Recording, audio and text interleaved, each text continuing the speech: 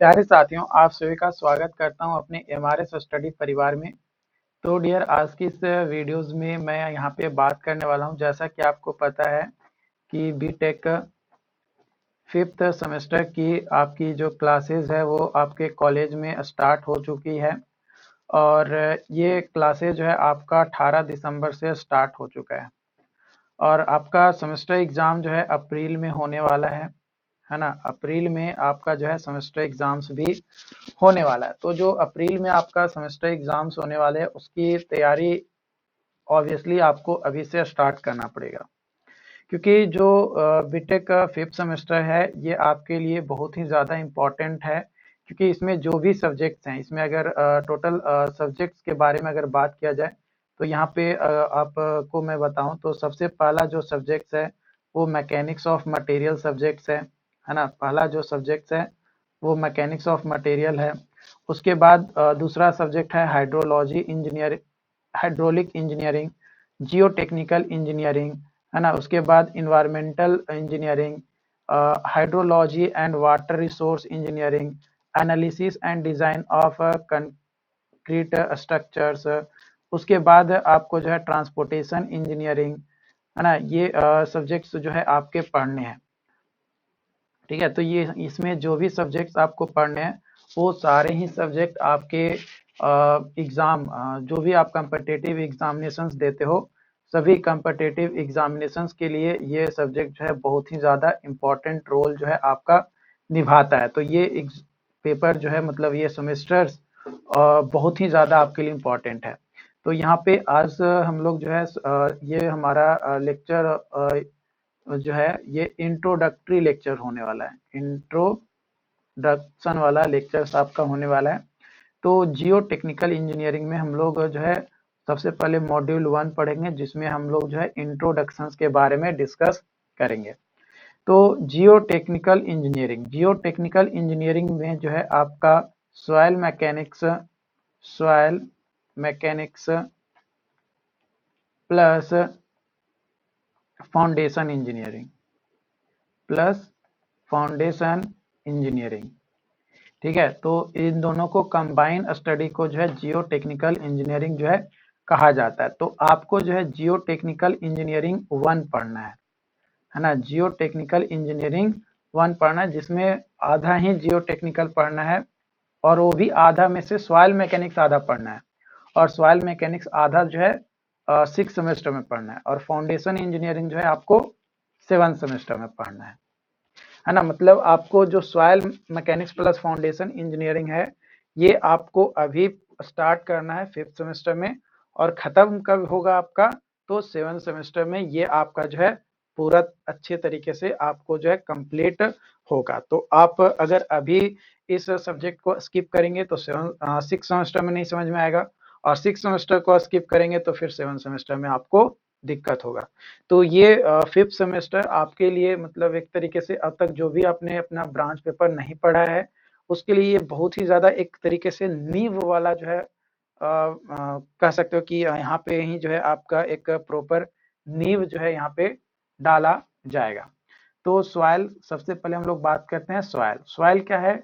ये एक unconsolidated materials होता है जो कि कंपोज्ड होता है आपका सॉइल सॉलिड्स पार्टिकल से, जो कि प्रोड्यूस्ड किया जाता है by disintegration of rock. Rock का जब डिसइंटीग्रेशन होता है, यानी जब अब चट्टान टूटते हैं तो उससे जो सॉलिड पार्टिकल्स बनते हैं उसी को अनकंसोलिडेटेड जो फॉर्म होता है मटेरियल का, वो ही हमारा सॉइल कहलाता है। वही हमारा क्या कहलाता है? सॉइल जो है हमारा कहलाता है। बात किया जाए सॉइल के बारे में तो सॉइल जो है अलग अलग टाइप्स के होते हैं। तो based on classification on the origin दो तरीके का होता है। एक होता है रेसिड्यूअल सॉइल और एक होता है ट्रांसपोर्टेड सॉइल। रेसिड्यूअल सॉइल वह सॉइल, मान लो कि यहाँ पे चट्टान जो है ऐसे था, है ना, और इस चट्टान से जो है टूट टूट कर कई सारे सॉइल्स के पार्टिकल्स बन गए, सॉलिड पार्टिकल्स बन गए, तो ये रेसिड्यूअल सॉइल कहलाएगा। और मान लो कि यहाँ पे इस तरीके से जो है पहाड़ था आपका, ठीक है, और यहाँ से जो है पानी आ रहा था, या मान लो कि हवा से सॉइल का ये जो पार्टिकल है यहाँ पे टूट कर आया, ये धीरे धीरे धीरे धीरे धीरे धीरे मूव होकर यहाँ पे आ गया। तो यहाँ पे जब सॉइल पार्टिकल यानी सॉलिड पार्टिकल यहाँ पे आ गया, तो ये जो है था यहाँ पे, यानी जो पेरेंट रॉक था जहां जिससे ये टूटा वो इस जगह पे था, लेकिन ये आ गया कहाँ पे, इस जगह पे, मतलब यहाँ से यहाँ पे ट्रांसपोर्ट हुआ। किस माध्यम से ट्रांसपोर्ट हुआ, उसके बेसिस पे अलग अलग तरीके के सॉइल हैं, जैसे एओलिन सॉइल हो गया, एलुवियल सॉइल हो गया, लैकोस्ट्राइन सॉइल हो गया, कुलुवियल सॉइल हो गया, लोई सॉइल हो गया, ग्लेशियर ड्रिफ्ट हो गया। तो इन सभी के बारे में हम लोग डिटेल में आगे डिस्कस करेंगे कि पानी की मदद से जब बहा कर जाता है तो कौन सा सॉइल होता है ना, एयर से होता है तो कौन सा सॉइल होता है। बेस्ड ऑन आईआरसी यानी Indian council of agriculture research के बेसिस पे अगर बात किया जाए आपका यहाँ पे क्लासिफिकेशन ऑफ सॉइल का, तो एलुवियल सॉइल जो कि मीडियम कंस्ट्रक्शन के लिए यूज किया जाता है, ब्लैक सॉइल ऑगर सॉइल के नाम से जाना जाता है, यह स्मॉल कंस्ट्रक्शन के लिए होता है। इसमें Fe2O3 जो कि टाइट्राफेरस हेमेटाइट आपका होता है। रेड सॉइल हैवी कंस्ट्रक्शन के लिए, लेटराइट सॉइल हैवी कंस्ट्रक्शन के लिए, अल्कलाइन और सलाइन सॉइल होता है, फॉरेस्ट एंड माउंटेन सॉइल होता है।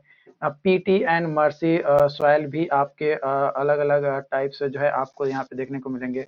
डिजर्ट सॉइल भी आपका होता है।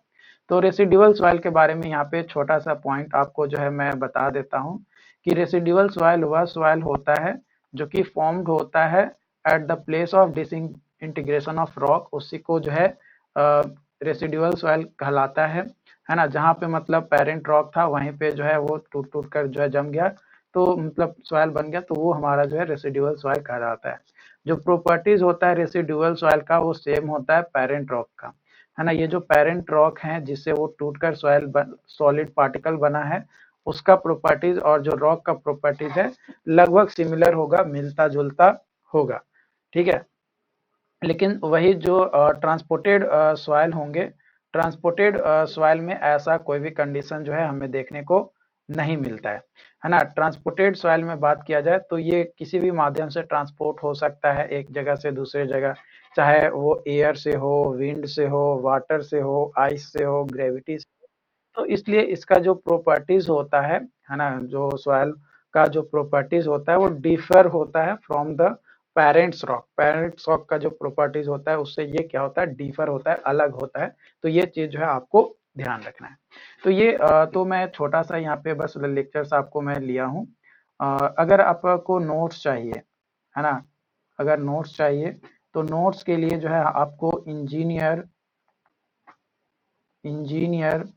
प्लस ऐप, है ना, इंजीनियर प्लस ऐप पे आपको जाना होगा। इंजीनियर प्लस ऐप पे आपको जो है इससे रिलेटेड प्रॉपर नोट्स आपको जो है मिल जाएगा, आप वहां से चेकआउट कर सकते हो, है ना। ऑल सब्जेक्ट्स के नोट्स वहां पे आपको मिल जाएंगे। यहाँ पे तो मैंने आपको अभी सॉइल ही बताया है, बट वहां पे आपको ऑल सब्जेक्ट के नोट्स जो है मिल जाएगा, राइट। एंड और कोई डाउट्स आता है तो आप हमें चैट बॉक्स में ज़रूर बताइएगा, और धीरे धीरे कंप्लीट लेक्चर जो है मैं आपको करवाने वाला हूँ। ओके, तो थोड़ा टाइम तो लगेगा इस लेक्चर्स को करवाने में, बट पूरा मैं करवाऊंगा। प्रॉपर क्वेश्चंस भी आपको सॉल्व यहाँ पे करवाऊंगा, किस तरीके से सेमेस्टर में एग्जाम में क्वेश्चन पूछे जाते हैं वो भी मैं आपको करवाऊंगा। नए क्वेश्चंस कैसे हैं, पुराने क्वेश्चंस कैसे आते थे, सारी चीज़ें बताऊंगा। बस टाइम टू टाइम धीरे धीरे आपको अपडेट मिलते जाएगा। तो अगर आप नोट्स लेना चाहते हैं, वंस अगेन इंजीनियर प्लस को ज्वाइन कीजिए, लेकिन याद रखिएगा नोट्स जो है आप सिर्फ और सिर्फ मोबाइल में ही पढ़ पाइएगा, उसको अगर कोशिश कीजिएगा प्रिंट करवाएंगे तो प्रिंट आपका नहीं होगा। ओके, उम्मीद करते हैं कि ये चीज़ें आपको समझ में आया हो। अगर फिर भी कोई डाउट रहता है, कोई कन्फ्यूजन रहता है तो आप हमें ज़रूर बताएं। थैंक